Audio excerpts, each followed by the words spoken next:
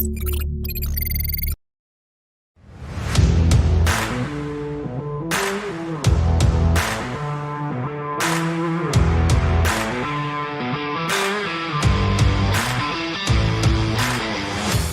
orang tidak menyadari bahwa cedera yang ditimbulkan saat olahraga bisa sangat berbahaya jika diabaikan.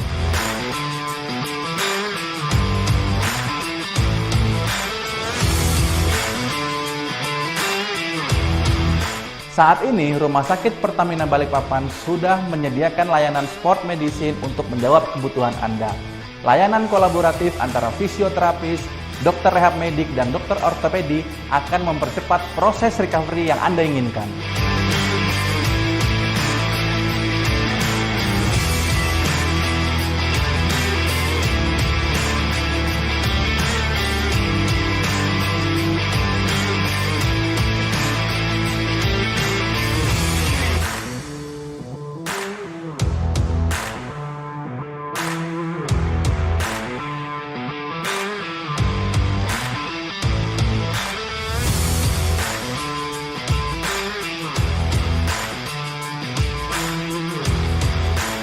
Kunjungi layanan sport medicine di Rumah Sakit Pertamina Balikpapan sekarang. Dari Rumah Sakit Pertamina Balikpapan di Onyx Radio 88,7 FM, NKRI harga mati. Kita masih suasana kemerdekaan Republik Indonesia yang ke-77 nih Pak. Tagline-nya agak sedikit berbeda. Baik sahabat Onyx, kali ini Devi spesial. Ini berada di Rumah Sakit Pertamina Balikpapan ya Sobat Onyx. Dan tema kita juga tema spesial juga nih Sobat Onyx. Apalagi ini merupakan informasi yang tepat untuk masyarakat. Bahkan ini sering terjadi kasusnya ya Pak ya? Ya betul. Ya. Sering terjadi kasusnya dan kadang saya pribadi nih Pak. Kadang-kadang kalau menghadapi yang namanya ada something misalkan accident gitu dalam keluarga atau mungkin ada keluarga yang ketiba sakit padahal kemarin-kemarin nggak sakit Pak. Kita kan sebagai pribadi pasti yang pertama bingung. Ya, panik. Panik, bener ya Pak ya? Ya, apa sih yang harus kita lakukan? Nah, Sobat Onyx, itu dia tema kita hari ini yaitu penanganan pertama kegawat daruratan medis di rumah tangga. Tapi sebelumnya Devi mau kenalin narasumber kita yang merupakan praktisi kesehatan gawat darurat ya Pak ya. Ya. Mohon maaf kalau dibenerin nih Pak. Bener. Betul. Ya. Yaitu Bapak Nurse Dairy Rianda Escape. Ya. Bapak boleh kenalan dulu Pak dengan sahabat Onyx. Ya. Sapa-sapa dulu Pak. Baik, Assalamualaikum warahmatullahi wabarakatuh. Waalaikumsalam. Selamat siang sahabat Onyx semua. Perkenalkan nama saya seperti tadi sudah diperkenalkan oleh host Nurse Dairy Rianda Escape. Jadi saya di Rumah Sakit Pertamina Balikpapan adalah praktisi kesehatan gawat darurat. Mungkin itu saja ya Mbak Devi perkenalannya. Dan kita sesuai tema kita hari ini yaitu penanganan pertama kegawat daruratan medis di rumah tangga ya Pak ya. Ya. Nah ini Sekali. kalau menurut Devi ini baru pertama kali loh Pak. Oh begitu. Dibahas. Iya, iya. Iya benar Pak, selama saya jadi penyiar di Onyx Radio, Iya. karena ini memang perlu ya Pak ya. Ya, sangat perlu sekali sih kalau menurut saya memang pembahasan ini. Karena sih ya memang ya kalau saya bisa ungkapkan sedikit ya Mbak Devi. Jadi memang ya namanya di rumah tangga, di situ ada keluarga. Benar Pak. Bisa bahkan keluarganya nggak cuma satu ya, bisa beberapa keluarga di dalam rumah tangga itu. Ada anggota keluarganya gitu ya. Nah tiba-tiba ada anggota keluarganya yang seperti tadi Mbak Devi bilang, kemarin-kemarin sehat, kok tiba-tiba sakit gitu ya. Atau bisa juga dia karena suatu sebab mengalami cedera ya, karena suatu trauma mengalami cedera. Nah, memang sih tingkatannya bisa yang ringan, sedang, berat, bahkan sampai mengancam nyawa. Nah, kalau bicara kegawat daruratan, artinya keadaan tersebut, yang tadi yang disebut sakit mendadak atau cedera tadi, itu sampai mengancam nyawa. Nah, makanya disebut gawat. Tapi kalau untuk yang masih ringan sih mungkin tidak sampai dikatakan gawat. Nah, biasanya sih memang kalau sudah tingkatannya yang gawat ini, mungkin ya juga kalau yang masih ringan kadang-kadang kita sebagai anggota keluarga itu juga sudah panik ya. Benar Pak, benar Pak. Yang dikhawatirkan justru kalau nanti benar-benar jatuh pada keadaan yang gawat, kepanikan itu malah justru akan membuat fatal gitu ya. Benar. Berakibat fatal pada keadaan anggota keluarga kita tadi yang mendadak sakit atau cedera. Siap. Sebelumnya kalau boleh tahu nih Pak, untuk tingkatan ringan sampai tingkatan gawat itu yang seperti apa ya Pak ya? Ya, jadi kalau misalnya ya, kalau saya ambil contoh nih ya, kasus cedera ya. Nah, cedera itu kan macam-macam ya. Kita ambil yang paling mudah mungkin bisa diilustrasikan itu seperti luka bakar. Nah, luka bakar itu memang ada derajatnya, artinya derajat ini ditentukan oleh kedalaman dari luka bakarnya. Kan luka bakar itu yang jaringan Pak, kulit yang kena siap, itu ya. siap.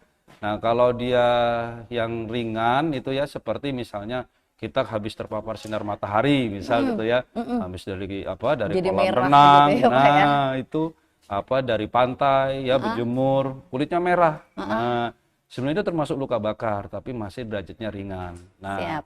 tetapi kalau yang mulai masuk ke tingkatan berikutnya itu biasanya ya kena air panas misal seperti itu ya, kulitnya sampai melepuh. Kalau kita lihat tuh kayak timbul gelembung-gelembung itu. Benar, Pak. Nah, itu mulai berat itu dia sudah. Nah, Apalagi contoh kasus sekarang banyak yang gas terbakar ya Pak ya? nah itu juga kalau sudah sampai pada kondisi-kondisi kulitnya terbakar sampai di bagian yang paling dalam, apalagi sampai dia uapnya itu masuk ke dalam saluran pernafasan. Nah, itu sudah masuk dalam tingkatan yang gawat tadi, yang perlu penanganan darurat. Makanya disebut gawat darurat itu maksudnya keadaannya mengancam nyawa, penanganannya Harus tepat ya Pak ya? Iya, harus cepat dan tepat itu.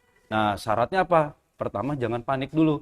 Iya, Gitu, kebiasaan iya. ibu-ibu panik. Iya, memang itu sih Mbak Devi ya, bisa dibilang itu manusiawi lah ya. Benar Pak. Apalagi kalau menyangkut orang-orang terdekat kita kan. Apakah itu anak gitu ya, mungkin juga istri atau suami atau ya orang terdekat lah ya, namanya juga di rumah tangga itu pasti orangnya orang-orang terdekat semua kan Benar, dengan Pak. kita.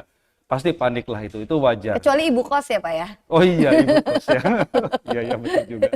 Ya saya juga baru tahu ya bisa juga ibu kos. Iya kan Pak? Iya Bu Devi. Iya, Nah iya. itu karena orang yang dicintai semua, jadi akhirnya timbul kepanikan itu Betul, sendiri. Tapi nggak boleh panik ya Pak ya? Iya, syarat pertama jangan panik dulu. Itu. Nah, karena kalau sudah panik itu ya memang sudah sesuatu kalau dihadapi dengan panik kan pasti nggak bisa Mikir. nggak Iya, bisa benar, mikir, Pak. akhirnya tindakannya nggak tepat. Nah, itu yang justru akan menambah resiko ya, memperberat cederanya, bahkan ya memang sih namanya penanganan gawat darurat itu ya tujuannya menyelamatkan nyawa Siap. dan tidak membuat cedera dari korbannya atau orang yang mengalami trauma sehingga cederanya lebih parah. Nah, kalau sudah panik, nggak bisa mikir, nggak tahu apa yang harus dilakukan, ya akhirnya tadi tujuannya untuk menyelamatkan nyawa dan tidak membuat cedera tidak menjadi lebih parah itu tidak tercapai. Itu Oke. akibat dari panik saja itu. Siap. Iya. Dalam artian memberikan perlakuan atau melakukan sesuatu yang bahkan menjadikan si penderita ini jadi lebih parah ya Pak ya? Betul Nah, sekali. Iya. itu sebenarnya info yang penting banget ya Pak ya. Iya. Apa sih yang harus kita lakukan Nah, ya Sahabat iya. Onyx? Apa yang harus kita lakukan? Kalaupun masalah panik tadi, kalau kita tahu tentang edukasinya, Iya. kalau kita tahu tentang infonya, berbahayakah atau ternyata sesuatu yang kita lihat berbahaya ternyata tidak berbahaya Pak ya? Iya. Kadang-kadang banyak sekali pengertian-pengertian yang ada bahkan iya. tersebar di sosial media bahkan iya, ya Pak ya, iya. yang seharusnya kita tidak lakukan tapi Betul. kita lakukan. Betul, Nah, iya. ini sebenarnya yang harus banget Sahabat Onyx dengerin, so stay tune terus. Kita akan balik lagi nih Sahabat Onyx selepas yang mau lewat berikut ini.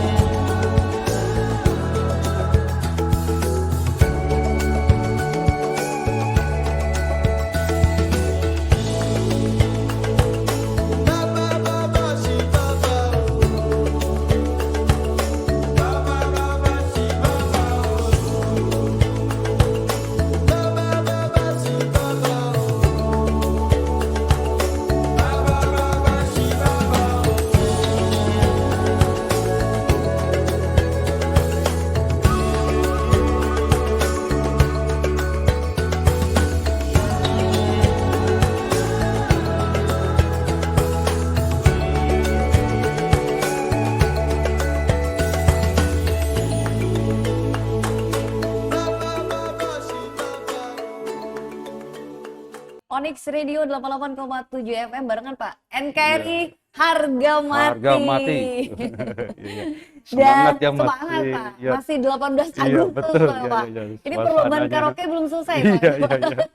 Ikut juga ya Mbak Devi ya. Enggak ada yang nerima. Oh, Pak. udah nerima. Iya. Baik Sobat Onyx, balik lagi di tema kita hari ini yang sangat spesial banget. Dan ini sangat menarik. Kalau menurut Devi itu sangat menarik. Jadi untuk Sobat Onyx yang lagi dengerin, jangan sampai matikan radio ya Pak ya. Iya. Karena ini berhubungan dengan rumah tangga. Bukan rumah tangga yang hancur, bukan. Iya, iya.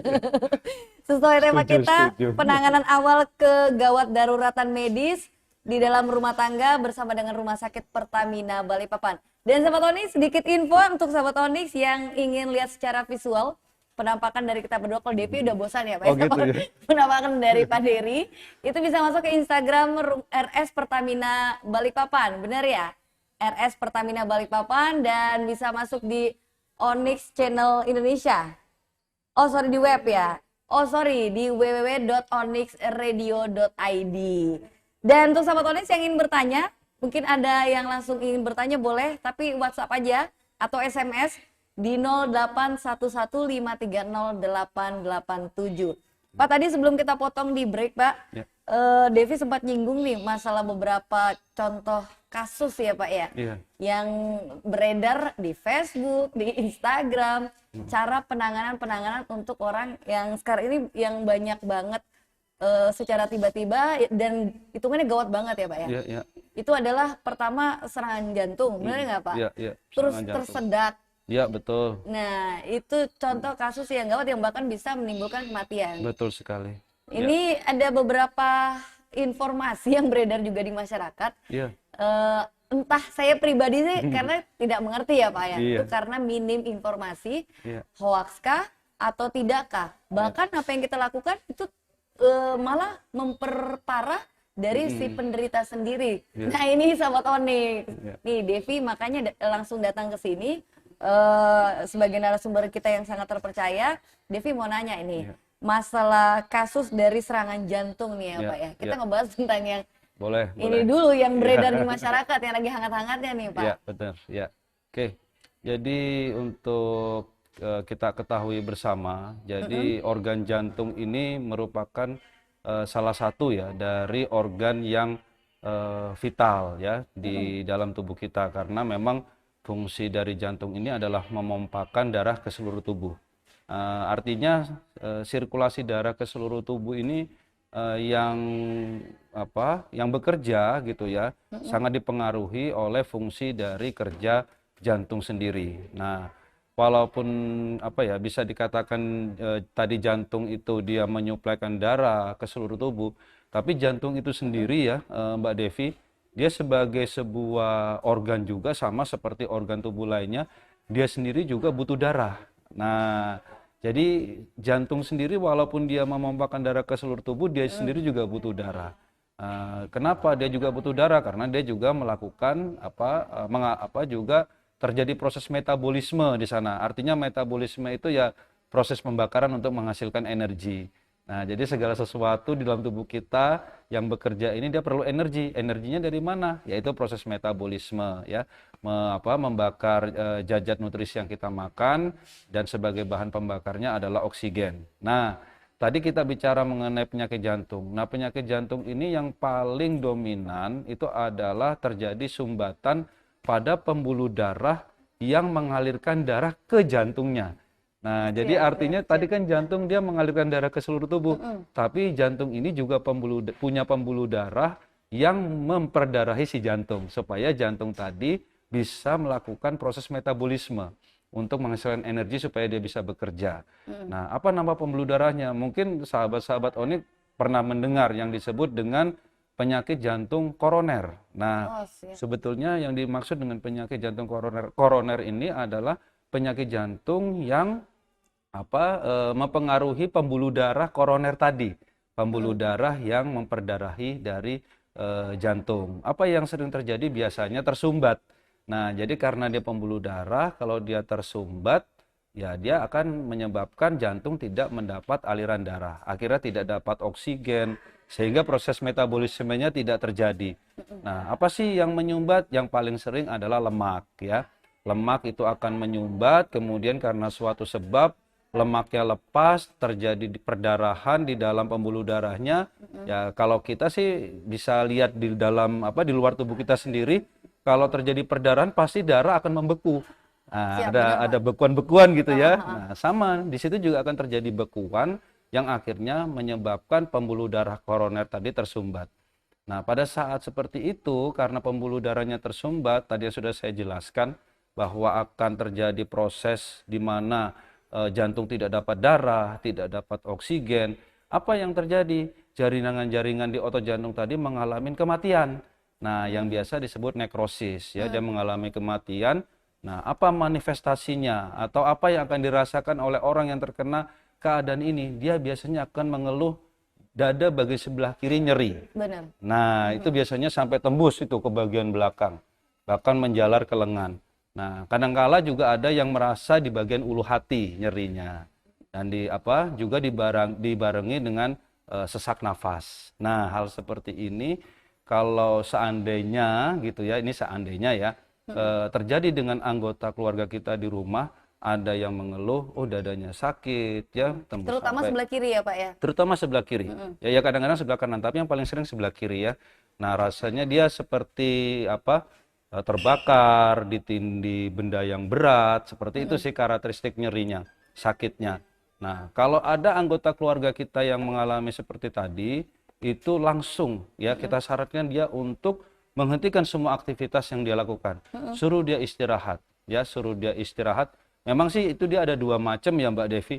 Ada yang kadang-kadang dia dengan dibuat istirahat dia nyerinya hilang. Nah, ya dia tidak maksudnya nyerinya itu berkurang sampai dengan hilang ya. Iya, Nah, itu biasanya namanya sumbatan ya. Mungkin sumbatannya itu belum menutup seluruh pembuluh darah koroner tadi. Nah, tetapi kalau sampai nyerinya itu walaupun sudah dibuat istirahat tidak hilang, nah ini yang kita harus hati-hati ya. Nah, ini harus kita cepat bawa ke rumah sakit. Memang idealnya sebetulnya dalam penanganan gawat darurat ini harusnya pada waktu terjadi hal-hal yang sifatnya gawat tadi, itu kita telepon ke UGD atau IGD rumah sakit, itu idealnya ambulans datang. Nah, datang ke rumah kita gitu ya, anggota keluarga tadi kita yang sakit itu dijemput dibawa ke rumah sakit. Nah, tetapi mungkin karena suatu dan lain hal, jika memang tidak memungkinkan ambulans itu untuk datang ke rumah kita membawa anggota keluarga kita yang sakit tadi, paling tidak kita harus secepatnya membawa ke rumah sakit. Nah, tapi sebelum kita menghubungi rumah sakit atau membawa ke rumah sakit, yang penting itu dulu harus diistirahatkan ya, jangan melakukan kegiatan apapun, semuanya di stop. Karena apa? Karena kalau dia tetap melakukan kegiatan, itu yang dikhawatirkan kerja jantungnya tadi tetap berat, akhirnya itu tadi jantungnya bisa berhenti. Ya. Karena dipaksa bekerja Betul tadi ya, sekali, Pak ya? tetap dipaksa untuk bekerja, dia tidak sanggup, jantung bisa berhenti. Nah, itu yang biasanya dikenal dengan henti jantung. Nah, Itu kalau yang sudah berbahaya. kondisinya seperti itu, Siap. ya kita harus melakukan tindakan. Ya, tindakannya adalah melakukan bantuan hidup dasar. Nah, siap. iya. Nah, kalau mau kita bahas, sebetulnya bantuan hidup dasar ini sebenarnya tindakannya sederhana ya Mbak Devi ya. Semua orang bisa melakukan ya, karena tidak perlu peralatan khusus memang ya. Kita hanya mempergunakan apa yang ada di tubuh kita sebagai sebagai anggota keluarga yang lainnya mau memberikan pertolongan kepada anggota keluarga kita tadi yang sakit ya, tanpa harus menggunakan alat khusus apapun ya. Dengan apa itu Pak? Nah, cuma dengan menggunakan tangan dan mulut kita saja. Serius, Pak? Iya. Jadi tidak perlu pakai alat apa-apa. Nah, jadi namanya juga bantuan hidup dasar ya. Nah, nanti sih memang kalau dilanjutkan disebut dengan bantuan hidup lanjut. Nah, itu sih memang itu orang rumah sakit ya, dokter, perawat yang melakukan itu harus sudah mempergunakan alat. Nah, tapi kalau untuk memberikan pertolongan pada anggota keluarga kita tadi yang mengalami serangan jantung sampai dia henti jantung, bahkan nafasnya juga berhenti, itu dengan apa yang ada di tubuh kita aja, itu kita bisa memberikan pertolongan awal. Dan walaupun bisa dibilang pertolongannya sederhana, itu sangat membantu, benar sekali, sangat membantu Mbak Devi. Karena apa? Karena itu memang sudah diteliti begitu ya. Jadi semakin cepat kita memberikan pertolongan awal, dalam hal ini memberikan pertolongan pada jantungnya yang berhenti tadi. Kalau ada anggota keluarga kita yang kena serangan jantung sampai jantungnya berhenti dan napas yang berhenti, kita beri bantuan napas, semakin cepat pertolongannya, itu angka keberhasilannya artinya keselamatannya iya, angka keselamatan persentasenya semakin tinggi. Itu. Tapi kalau semakin lambat, semakin lama ya kita memberikan pertolongan, persentase untuk kemungkinan berhasil artinya selamat hidup gitu ya. Nah, itu semakin kecil. Nah, jadi tindakannya sederhana tetapi akibatnya cukup besar ya untuk si penderita atau korban. Dan yang harus dilakukan juga sekarang beredar tutorialnya ada di YouTube.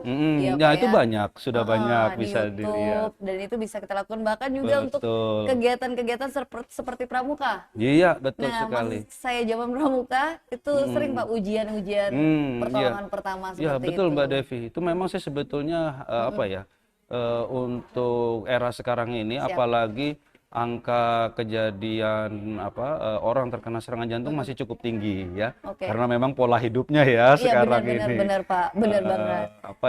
Ya istilahnya tingkat stres tinggi, kemudian pengaturan makanannya juga sudah bisa dibilang jauh dari seimbang lah ya. Siap. Apapun sekarang nggak bisa dikontrol gitu ya. Banyak banget soalnya. Banyak banget pilihan makanan gitu ya. Bener. Yang pasti kita harus peduli dan tahu kalau misalkan ada yang lain dari keluarga ya Pak ya, apalagi keluarga yang menderita sakit dan tidak pernah ngeluh. Ini yang saya agak-agak betul. Kenapa? Nggak apa-apa, sakit enggak. Kalau cewek kan biasa gitu ya Pak, aku nggak apa-apa. Dan kita lanjut lagi nih Sahabat Tony dengan contoh kasus tersedak ya Pak ya. Boleh ya. Di 0811530887 Devi masih tungguin pertanyaan kamu, WhatsApp dan SMS tentunya Sahabat Tony. Nanti kita balik lagi selepas yang mau lewat berikut ini.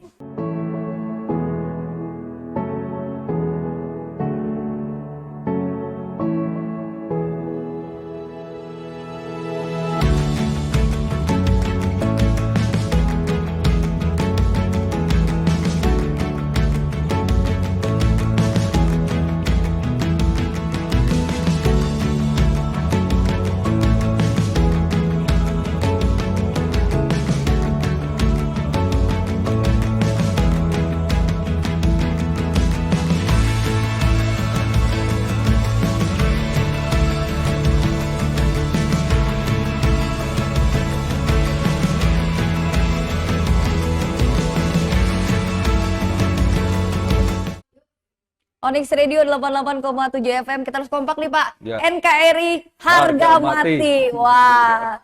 Nanti next kita nge-host di mana gitu ya Pak ya. Oh iya. Soalnya ini masih bareng dengan Devi dan Pak Dery dengan tema kita di Rumah Sakit Pertamina Balikpapan, yaitu penanganan awal kegawat daruratan medis di dalam rumah tangga.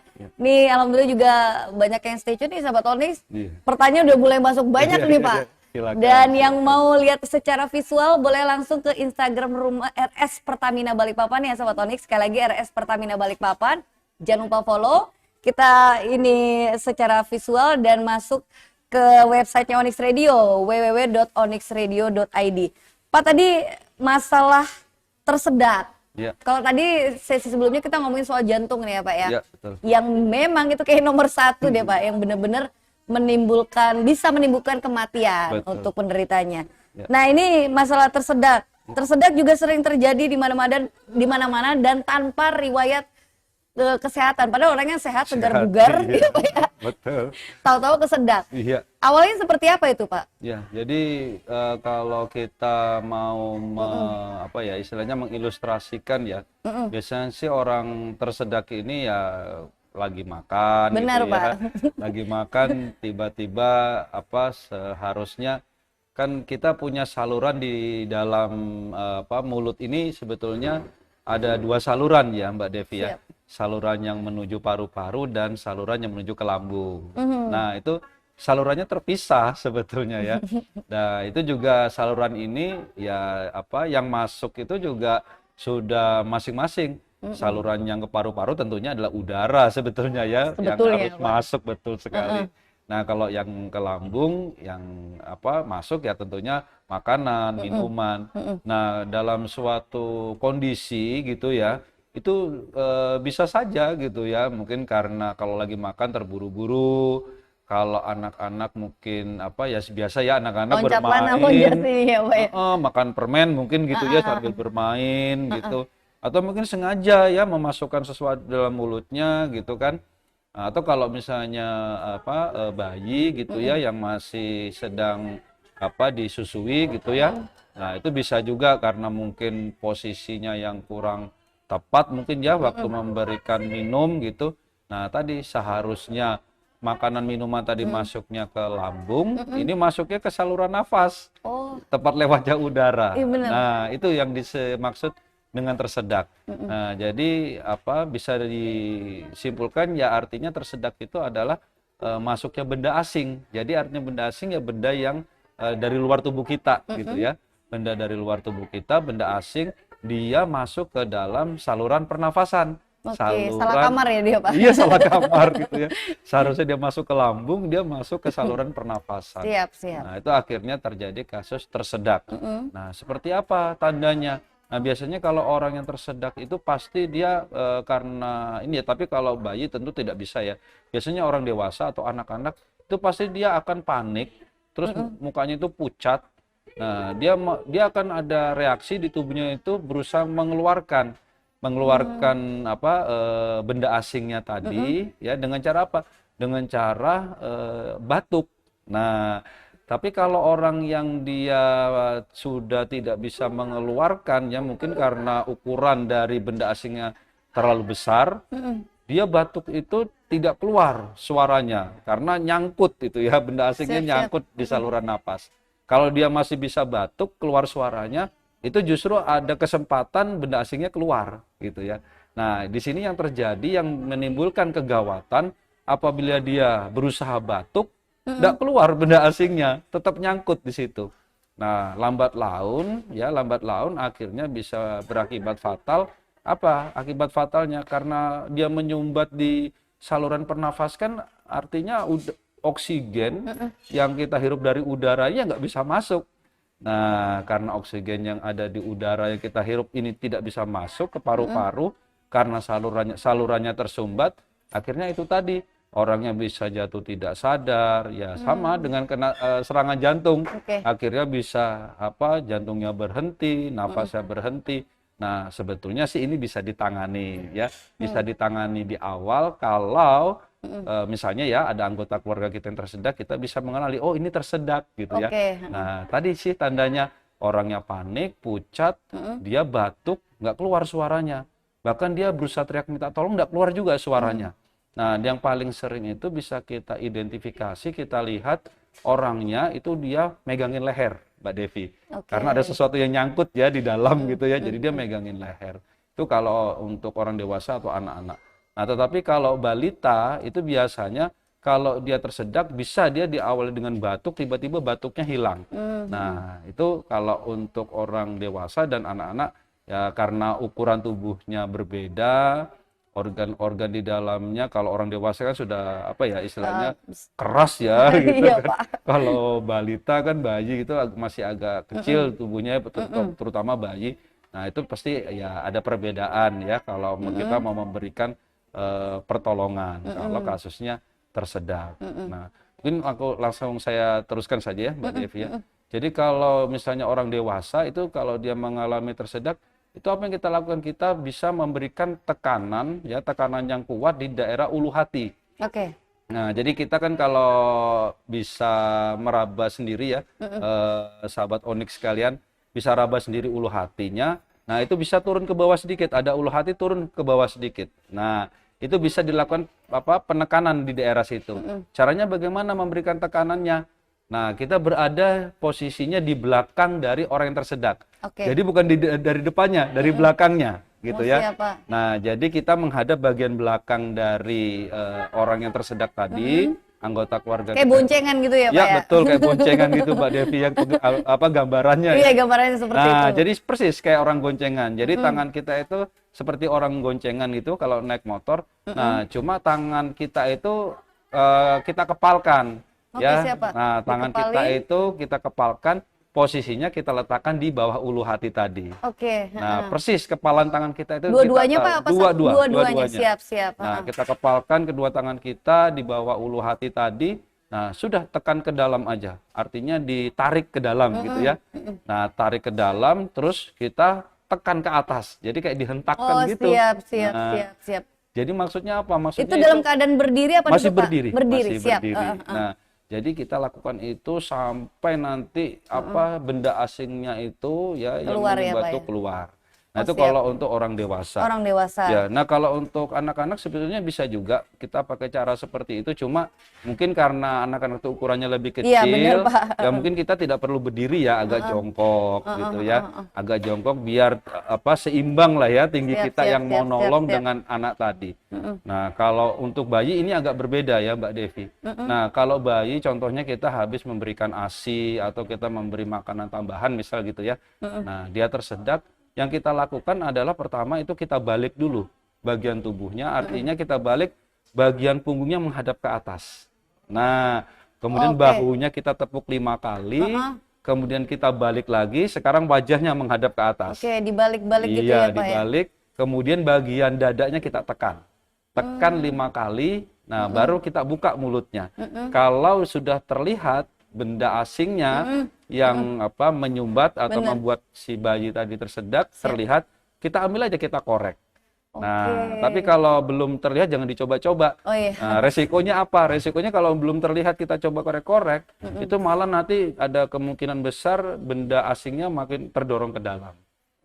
Makin sulit ya, makin sulit untuk dikeluarkan dan ya akibatnya lebih fatal lagi. Jadi kuncinya seperti itu, harus terlihat dulu ya Pak ya? Betul sekali. Oke, Pak, harus terlihat. Ini tadi merupakan pertanyaan dari Veronica Girl nih, yang kayak ada di ini ya, di Instagram ya. Oke, apakah ada penanganan yang berbeda antara balita dan orang dewasa saat tersedak? Tadi udah dijawab itu ya Pak ya? Tadi persis. Persis. Iya. Mbak Vero udah dijawab ya. Ini pertanyaan banyak banget sumpah Pak. Ya, silakan. Ya, masuk. Tapi kita harus break dulu nih Sahabat Onyx. Ya. Nggak terasa juga kita masih ada satu sesi terakhir lagi. Nanti kita akan jawab semua pertanyaan. So tetap stay tune di Onyx Radio. Kita akan kembali lagi selepas yang melewat berikut ini. I did not have a rich father. I tried 3 times for university. All failed. I applied for Harvard for 10 times. All failed. They don't even want to see me. For the last time, I went to the Teachers College, which was considered the 3rd or 4th class of my city. So I applied jobs for 30 times, got rejected. It was so difficult at that time. I was so frustrated because I taught in the university. My pay was $10 a month because I could not find a good job. In 1994, discussed that I'm going to do something called internet. And 23 of them against it. They said, this is a stupid idea. We have never heard about internet, and you know nothing about computer. And I never thought I was smart. Nobody believed that I could be successful, because everybody said, well, this guy think differently, think crazily, they think about something never work. I tried to borrow $3,000 from the banks. Took me 3 months, but I still cannot get it. We talked to over 30 or 40 venture capitalists. Everybody said no, forget it. A lot of people said Alibaba is a terrible model. As I said, I believe it. I think this thing could be big if we keep on working. I never thought it would be that big like today. But I believe that something is waiting for me there. And I have to work hard to prove myself. That was the tough experience. So we gathered $50,000 from 18 founders. We started. For the first 3 years, we did not have even $1 revenue from our business. It was not easy. But why it keeps going ahead, going forward? Because I received lots of email of thanks from the customer. They say, this is such a great thing. We cannot pay you, but this thing helped us. If you keep on helping us, one day you will be successful. And I believe this. Little by little, we build up our business. Onyx Radio 88,7 FM NKRI harga mati. Luar biasa. Ini pertanyaan dari sahabat Onyx sangat banyak sekali. Ini saya mau informasi sekali lagi untuk sahabat Onyx yang ingin lihat secara visual bisa langsung ke Instagramnya RS Pertamina Balikpapan atau masuk di websitenya www.onyxradio.id. Sekali lagi kita masih ada waktu nggak ini? Pertanyaan banyak banget ya soalnya ya. Tapi masih dibuka deh. Mudah-mudahan bisa sempat kalau sempat dijawab kita jawab ya Pak ya. Baik ya. 0811530887 dan nanti Devi akan satukan untuk beberapa pertanyaan misalkan ada yang sama ya. Jadi disimak baik-baik. Kita ke pertanyaan selanjutnya. Tadi kan Mbak Vero udah dijawab ya Pak ya. Ini dari Rijal sekarang. Pak Dery saya mau nanya ini bagaimana pertolongan pertama jika dipatuk ular nih Pak dia. Karena dia pernah punya pengalaman tuh, pernah dililit ular dia Pak ya. Bukan mimpi tapi ya. Kalau mimpi kan nikah tuh. Pernah dililit ular tapi tidak digigit ya Pak. Oke, baik. Ya, Mas Rijal tadi ya? Mas Rijal. Ya, oke, Mas Rijal. Sahabat. Bukan mantan wali kota. Oh iya. Tadi salah lagi. Baik, Mas Rijal ya, sahabat Onyx yang setia ya. Nah, jadi Mas Rijal kalau untuk dipatuk ular ya, pertolongan pertamanya. Jadi memang sih kalau kita bicara soal gigitan ular gitu ya, kita memang tidak boleh lepas dari jenis ularnya gitu ya. Nah, jenis ular itu memang secara umum bisa dibagi dua ya, yaitu ular yang berbisa dan ular yang tidak berbisa. Nah, kalau ular yang tidak berbisa memang seperti kemungkinan besar yang dialami oleh Mas Rijal ini adalah ular yang tidak berbisa ya. Karena dia memang istilahnya menyerang mangsanya atau menyerang lawannya bukan dengan jalan menggigit ya, tapi dengan jalan melilitkan tubuhnya ke tubuh mangsanya atau tubuh korbannya. Nah, jadi memang kalau saya bisa identifikasi yang Mas Rijal alami ini adalah ular yang tidak berbisa. Iya. Karena Mas Rijal dililit ya gitu. Nah, gigitan aja dia, Pak. Nah, kalau Nah, kalau yang berikutnya lagi tadi setelah ular yang tidak berbisa tentunya adalah ular yang berbisa. Nah, kalau ular yang berbisa memang yang kita waspadai adalah bisa ularnya ya, karena memang bisa ular ini dia bisa menyerang jantung, menyerang saraf gitu ya. Nah, bisa juga menyerang otot ya, macam-macam dia jenis bisa ular ini. Nah, tetapi yang paling penting ya sebetulnya kalau kita entah itu berhadapan dengan ular atau mungkin bahkan sampai diserang oleh ular, nah kita memang harus bisa mengenali ya antara ular yang berbisa dengan yang tidak berbisa. Nah, secara umum kita bisa lihat dari karakteristiknya ya, kalau ular berbisa itu biasanya kepalanya bentuknya segitiga ya, Mas Rijal ya, kurang lebih ya, bentuknya segitiga, kemudian dari tubuhnya itu dia warnanya itu sangat ini ya, motifnya itu sangat cerah, beragam gitu ya. Itu yang bagus, berbisa ya Pak ya? Kelihatan bagus, ya itu yang berbisa Mbak Devi, betul.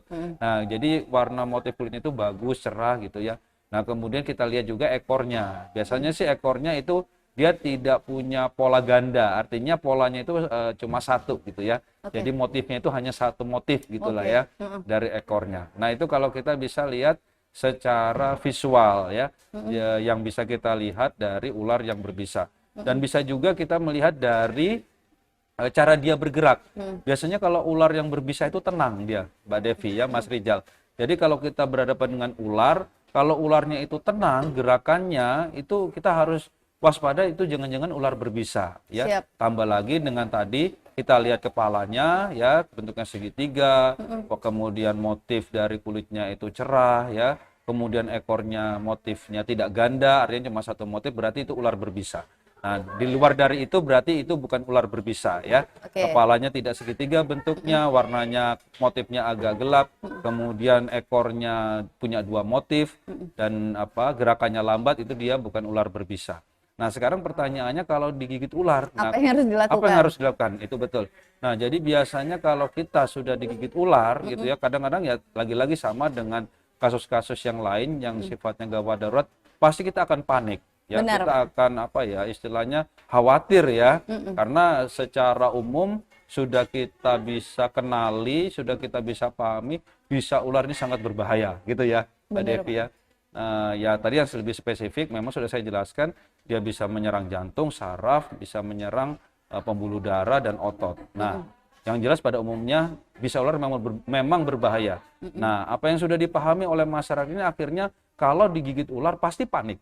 Panik, Nah, Pak, benar. padahal itu justru ya kalau bisa saya bilang itu satu hal yang ya bisa dibilang ya kesalahan ya. Ya, tapi kita juga tidak bisa ini ya. Artinya juga tidak bisa mencegah ya, rasa panik itu pastilah muncul gitu ya. Cuma sedapat mungkin ya kita upayakan kita jangan panik. Kenapa? Karena semakin kita panik itu kerja jantung kita akan semakin cepat. Nah, semakin cepat kerja jantung kita, tadi saya ada menjelaskan waktu membahas mengenai penyakit jantung tadi, bahwa jantung itu dia bekerjanya mengedarkan darah ke seluruh tubuh. Kalau dia makin cepat gerakannya, artinya memompa darahnya semakin cepat, itu racun atau bisa yang tertanam di dalam tubuh kita akibat dari gigitan si ular tadi akan makin cepat beredar ke dalam tubuh. Nah, justru malah tindakannya yang harus kita lakukan adalah sebaliknya, kita harus tenang. Siap. Ya, kita harus tenang. Kemudian bagian tubuh yang terkena, misalnya kaki atau tangan, itu jangan sampai banyak bergerak, ya, diistirahatkan. Ya. Nah, ada memang pendapat bagaimana kalau diikat, gitu ya. Benar, Pak. Nah, misalnya yang supaya nggak nyebar gitu katanya. Iya, ya, Pak, maksudnya ya? gitu, tujuannya Bisanya. sebetulnya ya. Ya memang sih pada waktu kita melakukan pengikatan gitu ya, istilahnya kita adalah tourniquet gitu ya Mbak Devi. Nah, itu memang tujuannya betul ya untuk mencegah supaya si bisa racun ini tidak menyebar. Nah, tetapi itu malah akan ada akan ada efek samping yang lain yang membahayakan. Kenapa? Karena pada saat kita melakukan pengikatan itu artinya kita juga menghentikan aliran darah ke bagian bawah, ke ujung. Ya, ke ujung di bawah dari tempat kita melakukan pengikatan. Nah, kalau itu istilahnya kita mengikatnya terlalu lama, itu malah berakibat fatal gitu ya. Nah, boleh sih dilakukan pengikatan, tetapi dengan catatan Mbak Devi, ya kita lakukan pengikatan atau tourniquet di atas di tempat di mana ular tadi menggigit, boleh, tapi kita harus bisa memastikan bahwa korbannya atau kita yang saat ini kita yang digigit bisa mencapai rumah sakit dalam waktu kurang dari 15 menit. Oke, alasannya karena kurang dari 15 menit itu tidak menyebar ya Pak ya? Betul, jadi kalau kita melakukan pengikatan masih di bawah 15 menit itu artinya darah itu masih bisa lah ya untuk menjaga supaya tidak jaringan yang di bawah di bagian diikat itu mengalami kerusakan. Siap. Tapi kalau tidak bisa memastikan kayaknya lama nih nyampe rumah sakit. Jangan diikat. Karuan diistirahatkan, didiamkan, jangan banyak bergerak. Sampai ke rumah sakit. Sudah jelas ya dari Mas Rijal tadi. Mas Rijal. Pak, kita jawab secara singkat lagi nih Pak dari Liza Roro. Karena waktu kita sisa sedikit nih Pak. Benarkah melakukan kompres air hangat, duduk dengan posisi setengah duduk dan dengan cara dibatuk-batukan keras bisa mengatasi dini dari serangan jantung ringan? Singkat Pak. Jadi ya seperti tadi ya, serangan jantung itu sebetulnya adalah tadi ya saya sudah jelaskan adanya sumbatan di pembuluh darah koroner gitu ya. Nah, sebetulnya sih tindakan dibatuk-batukan itu tidak banyak membantu ya kalau untuk mengalami serangan jantung. Nah, memang sih ada kondisi-kondisi pada penyakit jantung, bukan hanya terkena penyakit jantung koroner, tetapi gangguan irama jantung. Jadi jantung itu memompa itu ada iramanya juga Mbak Devi gitu ya. Jadi kalau irama yang normal itu yang teratur. Nah, ini biasanya untuk irama yang tidak teratur, iramanya terlalu cepat. Nah, itu dengan dibatuk-batukan bisa membantu. Nah, tetapi kalau untuk penyakit jantung koroner itu tidak kurang membantu ya Pak. Siap. Sudah dijawab. Lanjut lagi ke Mas Ahmad Adriawan ya. Tindakan apa yang kita lakukan Pak apabila terkena panas kompor sewaktu masak panas? Terkena kompor Pak pada saat masak nih. Ya, jadi tindakan awal secara umum kalau kita terkena objek yang panas adalah didinginkan. Ya, jadi kalau misalnya tadi kena kompor yang panas gitu ya, yang menyala panas, nah itu langsung kita siram dengan air yang mengalir. Nah, siram dengan air yang mengalir paling tidak bisa 15 sampai 30 menit. Tujuannya untuk mendinginkan supaya radiasi panas itu tidak makin membuat kerusakan pada jaringan kulit atau di bawah kulitnya. Ini langsung disiram ya Pak ya? Langsung siram saya, tapi dengan air yang mengalir. Siap. Kalau yang sering dilakukan oleh masyarakat dengan odol, benar Pak? Iya, dengan itu tidak apa-apa? madu, ya kuning telur. Nah, itu justru hal yang sangat keliru ya, Mbak Devi. Oke, jadi hitam loh Pak. Habis itu. Nah, ya, jadi gini, jadi odol, madu, kuning telur, itu dia kalau kita oleskan di bagian daerah kulit yang terbakar, itu dia justru akan menutupi kulit tersebut sehingga radiasi panas itu tidak bisa keluar. Oke. Karena tidak bisa keluar, dia masuk ke dalam. Nah, malah justru akan memperparah luka bakarnya. Oke, nah Gitu. itu info baik sekali. Pak, Iya. terakhir nih Pak, Boleh, mohon iya, maaf ya iya, Pak iya, ya, iya, nggak untuk apa-apa. pertanyaan yang lainnya bisa langsung DM aja kali nanti ya, Iya, iya, atau iya. bisa langsung hubungi Pak Dery. Iya. Pertanyaan terakhir nih Pak, bagaimana cara memberikan pertolongan pertama pada keluarga yang jatuh nih Pak, Iya. terkena cedera leher atau cedera kaki atau cedera lainnya? Oke, baik. Ya, jadi memang kalau kita mengalami trauma, ya kemungkinan cedera pada tubuh itu memang banyak. Siap. Ya, yang paling kita waspadai tadi sebetulnya adalah cedera leher. Ya, kenapa? Karena cedera di bagian leher itu bisa berpengaruh pada saraf yang mengatur pernafasan dan jantung. Siap. Nah, jadi makanya kalau ada orang, anggota keluarga kita yang jatuh, kita curiga lehernya itu mengalami cedera, yang harus kita pastikan lehernya jangan bergerak. Oke, Nah, Pak. dengan cara apapun pastikan leher itu tidak bergerak. Dia harus stabil ya Pak ya? Harus stabil gitu Pada ya. saat jatuh Ya, posisinya? jadi pada saat jatuh itu ya, kita upayakan dia jangan bergerak ya. Oke. Kita boleh kalau dia masih bisa mengikuti instruksi kita, Siap. kasih tahu jangan bergerak, dan kita pastikan leher dan tulang bagian belakangnya itu tidak bergerak sendiri-sendiri. Nah, jadi artinya tidak bergerak sendiri-sendiri, misalnya lehernya kepalanya noleh ke kanan, badannya ke arah sebaliknya Iya, gitu aduh. ya. Jadi memang harus bergerak satu garis ya, Oke. antara leher sama tulang bagian belakang. Itu harus kita pastikan kita jaga. Oke. Dan selanjutnya kita harus bawa ke rumah sakit ya. Nah, kalau untuk misalnya tadi sampai mencederai bagian paha misal gitu ya, patah. Nah, sebetulnya yang kita waspada itu adalah terjadi perdarahan.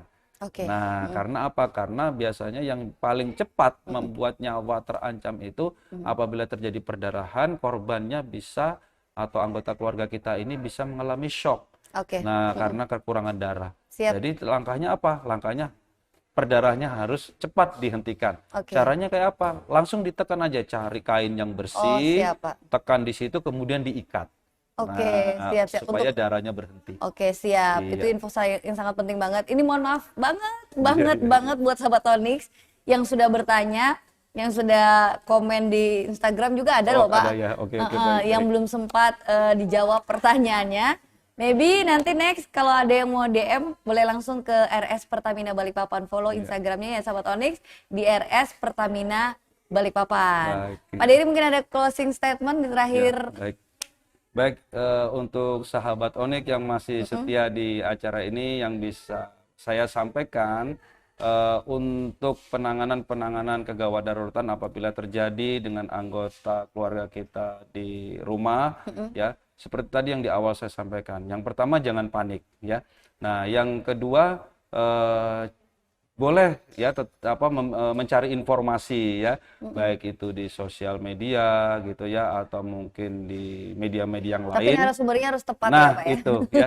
Nah, jika ada misalnya begini, maksudnya mendapatkan informasi tapi merasa ragu gitu ya, ini benar atau tidak gitu ya. Nah, silakan mencari sumber yang bisa dipercaya kredibilitasnya ya.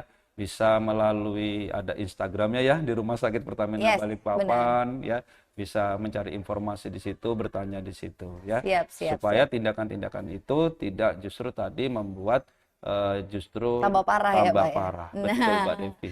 Pak Dery, thank you Pak. Kayaknya kita harus ada Sama-sama, part Mbak 2-nya deh Pak ya. Oh, baik, silakan. Mudah-mudahan nanti ada part 2-nya. Iya. Baik juga, terima kasih untuk sahabat Onyx yang udah stay tune. Nanti kita lanjut lagi bareng rekan Devi, ada Paung di studio di Radio Sore Seru. Devi pamit, Pak Dery pamit. Iya, terima Thanks for kasih. listening Onyx Radio and be inspired. Iya.